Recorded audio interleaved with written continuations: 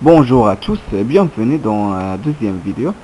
Comme je vous avais dit je vous avais fait dans une précédente vidéo, c'est calculer l'inverse de matrice utilisant méthode de Gauss-Jordan. Comme on a fait trop mal de calcul, c'est beaucoup de calcul. Et on a trouvé finalement que A moins A, c'est celle-ci. Bon, maintenant je vais le faire avec le système d'équation. Système d'équation, c'est tout simple. Ici on a, j'ai fait un système.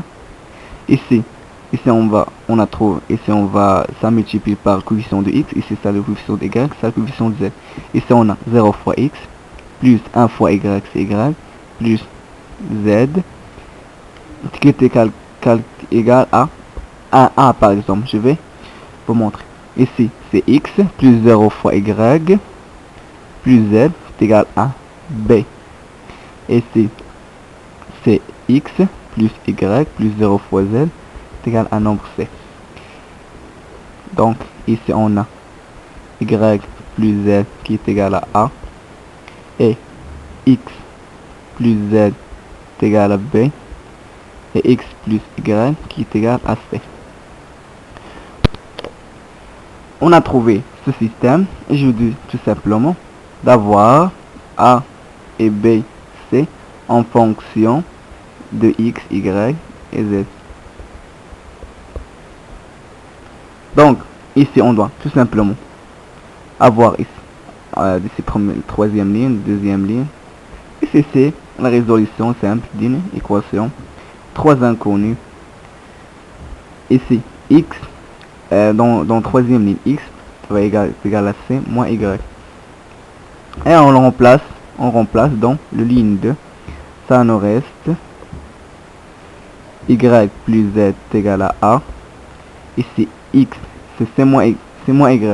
Ici c'est c moins y plus z est égal à b. Et x plus y est égal à c.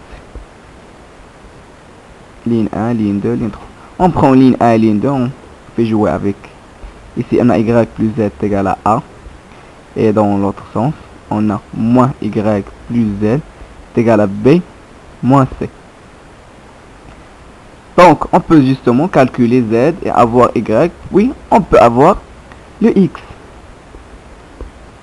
Ici ligne 1, ligne 2, ligne 3.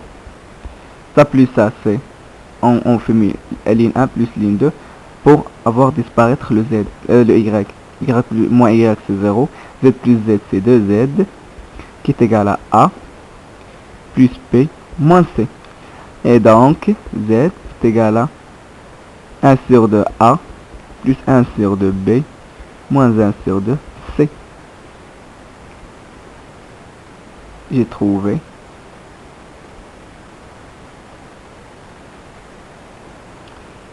Désolé, ici c'est avoir x, y et z en fonction de a, b et c. C'est pas l'inverse.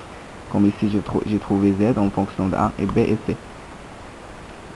Et pour avoir le y, c'est simple. On peut avoir y par ici par exemple. Y plus z est égal à a, donc y est égal à a moins z. C'est égal à a moins 1 demi. A moins 1 demi a plus 1 demi b moins 1 demi c qui est égal à moins 1 demi a c'est 1 demi a. Et moins 1 demi b et moins 1 fois moins 1 sur 2 c'est plus 1 sur 2 fois c. Et donc j'ai trouvé y. Pour avoir x, c'est seulement ici x plus y est égal à c ou x plus z est égal à b. Ce que vous voulez. Moi je peux x est égal à c moins y dans troisième ligne. X est égal à c moins y. Donc il est égal à c moins 1 sur 2 a moins 1 sur 2 b plus 1 sur 2 c. C'est ça. Y. Et donc qui est égal à ici moins 1 sur 2 a. Moins pour moi c'est plus 1 sur 2 b. Et si c'est moins 1 sur 2 c, c'est plus 1 sur 2 c. Et ici, j'ai trouvé x. Donc, x qui est égal à moins 1 sur 2 a, plus 1 sur 2 b, plus 1 sur 2 c. Y qui est égal à 1 sur 2 a, moins 1 sur 2 b, 1 sur 2 c. Et z qui est égal à 1 sur 2 a, plus 1 sur 2 b, moins 1 sur 2 c. J'ai trouvé x, y et z en fonction de a, p et c. Donc, j'ai trouvé la matrice inversible. Donc, a moins 1 est égal tout simplement remplacer le x ici, c'est x, y et z en fonction de a, p et c. Ici, x c'est moins 1 sur 2, 1 sur 2, 1 sur 2. Ici, 1 sur 2, moins 1 sur 2, 1 sur 2. Ici, 1 sur 2, 1 sur 2 et moins 1 sur 2. Tout simplement, c'est ça, notre matrice inversible qu'on a trouvé par la méthode de Gauss.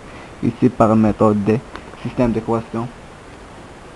Et vous choisissez ce que vous voulez. Je vais le faire par la méthode de déterminant et la comatrice dans les vidéos prochaines. Merci bien pour votre attention et à la prochaine.